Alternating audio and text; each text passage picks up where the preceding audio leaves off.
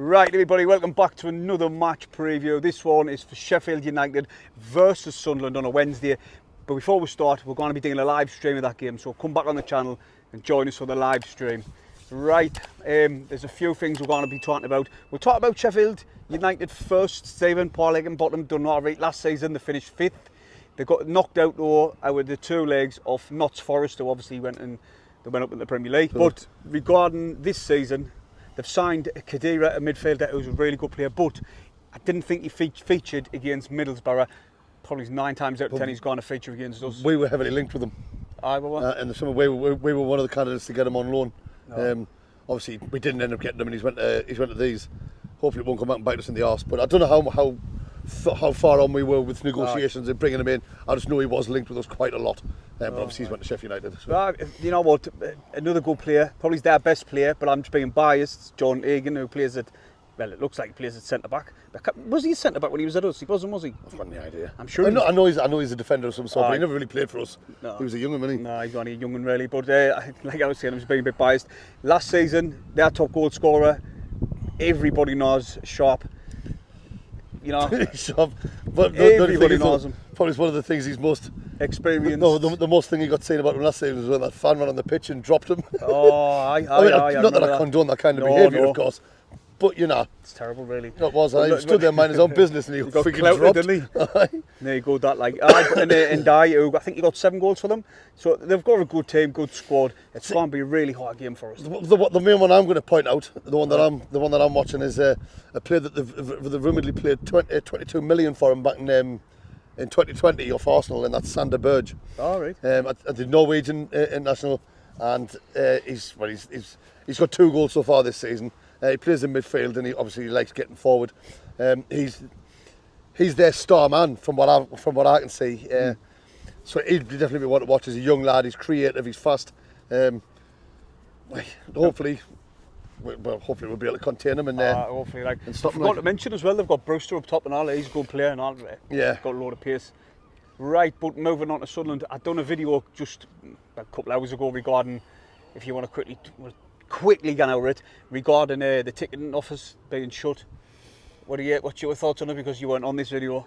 Right, I think you covered it in the video. It's a complete farce. It is. It's an absolute joke that you can't get to the ticket office when you want. It should be open every weekday at least. One day, and then on match days. One day. It's simple business. Right. If you want the fans' money to go and watch the games, you make sure the tickets are accessible. Exactly.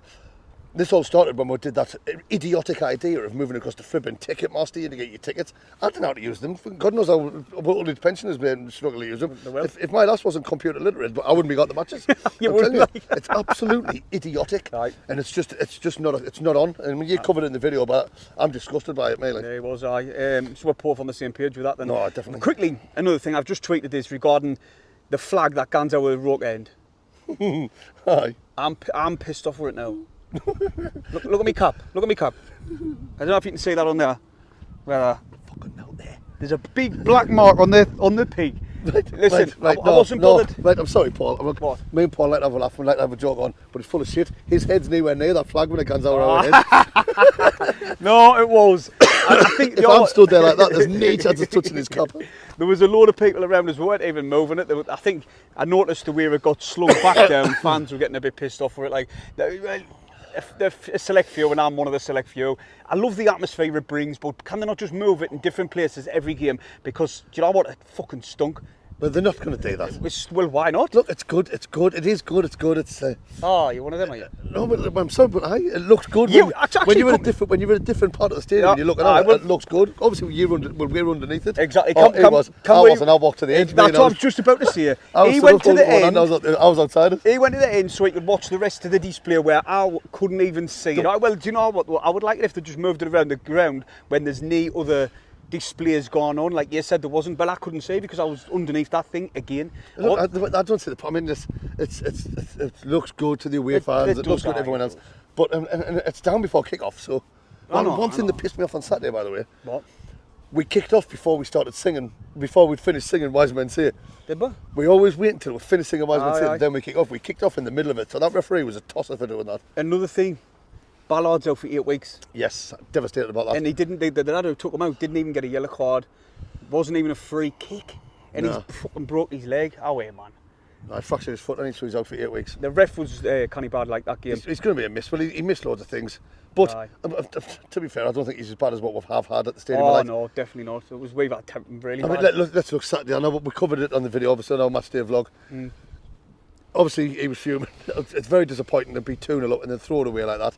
But let's see, it was 2 free innocents. It's rare that you score free kicks in football, and it's very, very, very, very rare that fitting goalkeepers go up and score. Comes up and go. So it's one of them. I left. Still, I mean, obviously not happy about the result, but I was happy about the fact that I was very pleased with the performance of the full game.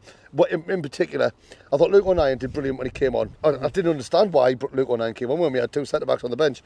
But Alex Neil actually explained in his interview after the match why he did it, which makes a bit more sense. But one thing I thought on Saturday, and he's getting a lot of stick so far this season, and I thought Corey Evans was absolutely phenomenal. Oh my God, Stephen. He broke up everything from them, and he was just phenomenal. Did you see when he had the ball and the player was closing him down, he was just chipping it out with him? And oh my God. He was man of the match. By a mile. By a mile, he was mint, Corey Evans. Another thing I picked up on, fans were a bit pissed off at Alex Neil. Not pissed off, that's a bit too harsh. I would say they were saying he got the fact wrong of taking Sims off, because it just invited pressure, where he was the outlet when we were trying to get up the pitch. Stewart, he does so much.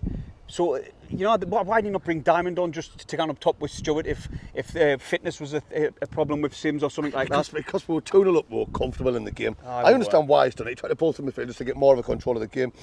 And like I said, they had nothing to lose in there, so they just started throwing everything forward. They got the free kick. I know some people, I mean, I've seen less people doing it than, that makes any sense. Edit that out, that's shite. Lyndon Gooch, yes, he gave away the free kick, right, but when he did it, the whole South Stand, the whole Walker end cheered because it was a tackle that needed to be made. Now, there's certain people blaming him and all that, and I mean, look, it's opinions. Everyone's entitled to them. I said last season, opinions like arseholes, everyone's got one. But for me, I'm not blaming Lyndon Gooch for giving that away. He should have been stopped before he got to that part of the pitch. Gooch had to run across from the right part position when, personally, I think he should have been stopped or closed down before he got there. But like I say, you can't take that away from that chair, lad. It was a hell of a free kick. It was right in the top corner. Patterson got his fingers to it, like. Oh, he got his hands to it, but it just wasn't enough. Well, I noticed, Stephen, regarding Gooch there, you're touching upon it. Gooch, he made some crucial tackles early before, like just before them goals as well. And even on our vlog, I was saying, go on, Gooch, well done. And the second time as well. Another thing, I'm not drinking next time. No. I got too carried away. I had one too many pints at the match. But no, Stephen, moving on to Wednesday now. We're going to be doing a live stream, like I said earlier. What's your starting 11? Right, the same, but obviously instead of Ballard, I think you'd go with O'Nien, but personally, I'd play Bailey Wright. Do you know what? We're in sync. Last game, Paul said the same. This time, saying the same. I even put a picture of Bailey Wright on Twitter saying, see you Wednesday. Do you know what I mean? I mean, it was another from Saturday, a positive to see was, it's good to see that when both your strikers are getting on the score sheet. That's what everyone loves to see. And there was little things which shows they're really starting to get an understanding at this early stage of their partnership. Like early when it was still 0-0, the ball came over. Stewart, his initial thing was to head it down at the feet of Sims, and Sims took the shot, and the keeper did a good save. So if that's how they're starting, I can't wait to see how they progress through the season. They only get better. Well, of course, you know what I mean? As time goes on, and I totally agree with that. Like they're looking for each other every time. When the ball's coming, either one's gone, one's ready to peel off. It's really good. It's refreshing change to have two up top. So for Wednesday, same lineup, apart from obviously we'll bring Bailey Wright into the team. I mean, O'Nien did well when he came on. He did do well. He didn't do another one, but he's a better defender in my opinion than he is in midfield. He's confident in the box. He knows what the back of the net is, but it's getting in there. I think, plus when he's in midfield, he's a bit reckless with the challenges. The defence, he's not as reckless because it's in like dangerous positions. But although he played well, I do believe, me personally, I'll bring Bailey Wright in to play in that defensive role. Right, the score predictions. There was quite a few people who got this one right. Remember to comment below your score prediction. We'll mention you in the next match preview. Stephen, take this long one away. Just before I do read the list of who got it right, obviously me and Paul are very competitive people. And a lot of you won't know this, apart from the people who sit around us, okay? But when we were 2-0 up, and then they got the free kick, right? I predicted 2-0, he predicted 2-1, and just before Che hit the free kick, he went, go keep your... And then obviously it went in. And then when the keeper scored, he was nearly crying. I blame myself for that. But anyway, moving on to the quite a decent sized list of people who got it right who predicted 2-2 for the QPR game. So Norman Wheatley, Sean Pritchard, Lee Geeson, Chris Day, Harry McIntosh, Robbie Gibson, Joseph Morrison, Kyle Cliff, I Smith, and then a personal favourite name that I've spotted out, which I haven't seen before, Mr. Mooncheese. Congratulations, you've all predicted 2-2. Let's see if you get it right for the Sheffield United game. So Stephen, that takes us on to me and you. I'm gonna go for a change. I'll go for a change. I'm gonna say 1-1. Oh, you knob! What? I just want to see 1-1. I tell you, we're telepathic. Right, I'm going to see a 1-1 simply because they're a good team. We're gone away, and I'll be out of the moon with a point. Come back to the Stadium of Light. Well, I'm going to say 2-1. To who? To Sunderland. Right. I'm going to say 2-1 to Sunderland. Oh, right. I'm going for it. I'll be out of the moon. I would like to lose. Yeah, fair. As long as we get the 3 points. But I'm going to go 2-1 Sunderland. Another good, strong performance by Stewart and Sims. And yeah, I'm happy with that. Happy with that. Well, with that being said, everybody, remember to join us on our live stream.